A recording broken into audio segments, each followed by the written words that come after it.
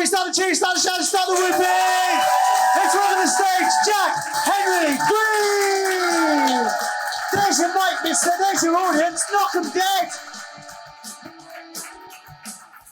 Hi.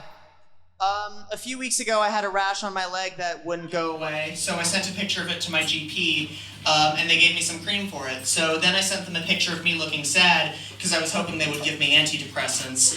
I haven't heard back from them yet, but fingers crossed. So I was watching The Human Centipede the other day. Okay, thank God I did not want to explain that one. I was eating a bag of Skittles, and I was smoking a cigarette, which kind of tastes like the opposite of Skittles, basically. I'm trying to cut back. My parents are getting concerned. They keep on saying I'm going to become addicted. And I always tell them the same thing to reassure them. I always go, don't worry, I'm a broke uni student with no job. I can't afford to get addicted to anything. Do you realize how much cigarettes cost? And they always tell me these fucking crazy stories about when they were my age. They go, oh yeah, when I was in uni, I would smoke a pack a day. Were you royalty? And if so, where the fuck is my trust fund? Fucking dying here.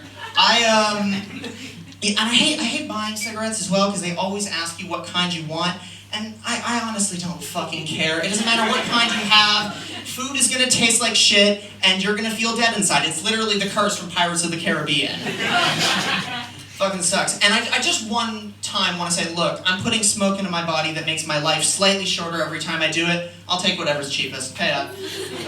But the problem is that you can't ask for the cheapest cigarettes when you look like me, because then it makes you seem even more like two children in a trench coat than I already look like. I'm 5'7", I can't grow a beard, and I've sounded like this since I was a teenager. It's not a good look.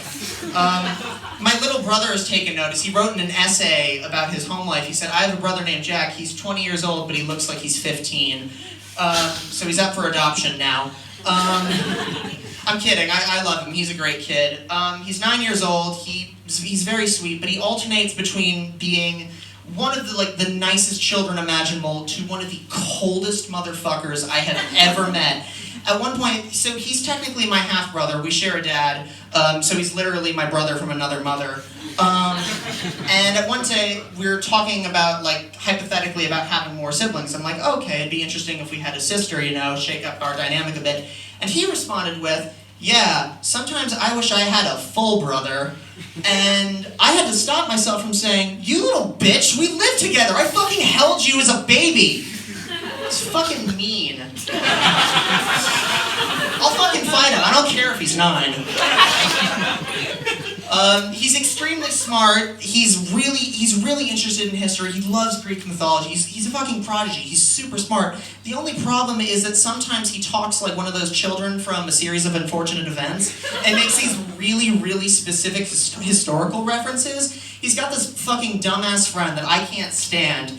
And they're talking about injuries that they've sustained over the years, trying to show off. And his friend's talking about a cut on his knee, and he goes, that was the bloodiest day of my entire life. I swear to God, that's actually what he sounds like. He says, that was the bloodiest day of my life, and my brother responds with, was it bloodier than the Trojan War? What?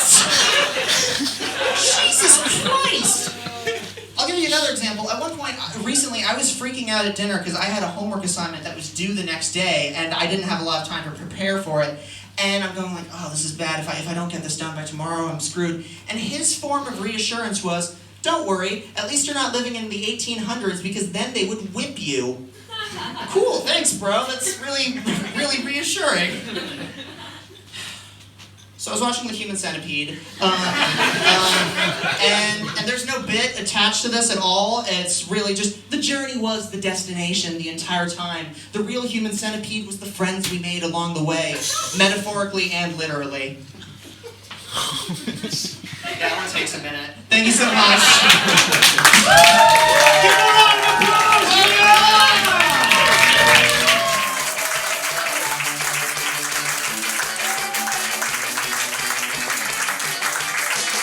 What do you want to do? Do you want to buy him a drink or what? What are we doing? I can't hear you. Come on, tell me. Come on. Seriously. Come on. Look, we're going to buy him a drink. That was Jack, Henry, Greene. We're going to buy him a drink. Keep the applause going and I'll get the next...